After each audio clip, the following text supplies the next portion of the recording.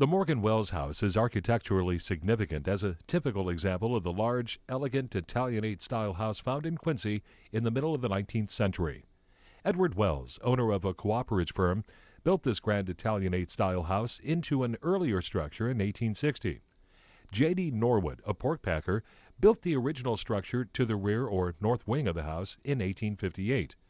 Elements common to the Italianate style include the low-pitch hip room, paired brackets, cupolas, window hoods, a full-width single-story porch, and the arched entryway. The building was heavily damaged by a tornado in 1945 in which the cupola was torn away. The doorway, apart from the upgrades and hardware, retains its original appearance, and it's one of the best-preserved examples of this type in our city. This house is historically significant in that it is built on land that was part of the original town of Quincy and has a long history of social and humanitarian work as the location of the Cheerful Home and the Quincy Young Women's Christian Association. It was also the residence of two locally and nationally prominent businessmen and leaders, Edward Wells and James D. Morgan. Edward Wells came to Quincy in 1834 from Massachusetts when he was 21, at the suggestion of a friend. Back then, Quincy had about 500 inhabitants. Wells was said to have arrived with only a single $50 in his pocket. He went into the cooperage or barrel-making business in the spring of 1835, which he continued for a couple years with his partner James D. Morgan, a friend from Boston. In 1838, he disassociated himself from the partnership and gravitated toward the pork business, where he stayed for 25 years. His success in the business was due to the fact that he applied himself closely with his business, grasped at every opportunity for improving his financial condition, and was honest in his dealings with his patrons. Retiring from the pork business, he rested from his labors for some time and then began dealing into real estate in Chicago and elsewhere before coming back to Quincy to succeed in business affairs. Wells was much interested in railroad interactions throughout his life and succeeded in getting the Pennsylvania Central to agree to come to Quincy. He was the originator and principal factor in the passing of a bill through Congress for the construction of a railroad bridge across the Mississippi to Quincy. He was one of the founders of the Quincy Unitarian Church and was a director of the First National Bank of Quincy. He was a stockholder in the Quincy Gas Works, the Newcomb Hotel Company, and the Quincy Free Public Library Association. Twice, Wells lost everything through failure of others and had to start all over again.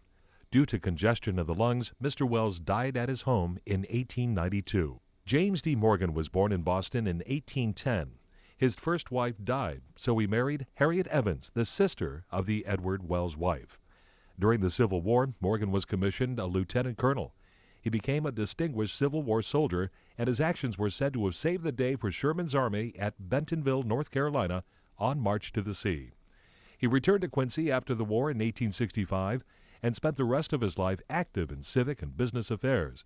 He was a secretary of the Illinois Soldiers and Sailors Home, a vice president of the First National Bank of Quincy, a director of the Holmes and Whitney Organ Company, a president of the Quincy Gas and Light and Coke Company, and a member of the Citizens Committee that established the first public waterworks in Quincy.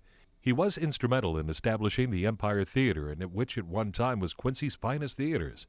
James D. Morgan died in Quincy in 1896. Both Wells and Morgan families lived together in the house for most of their time in Quincy. After Wells and Morgan's death, their families decided to move. In 1901, Quincy banker Lorenzo Bull bought the Morgan Wells house and donated the property to a community daycare center known as the Cheerful Home Association of Quincy, where it became the first licensed children's home in Illinois. In 1903, Bull added and equipped a gymnasium for the home. Later, the YWCA bought the house in 1933 for $10 and used it for decades. The building was listed on the National Register of Historic Places in 1977.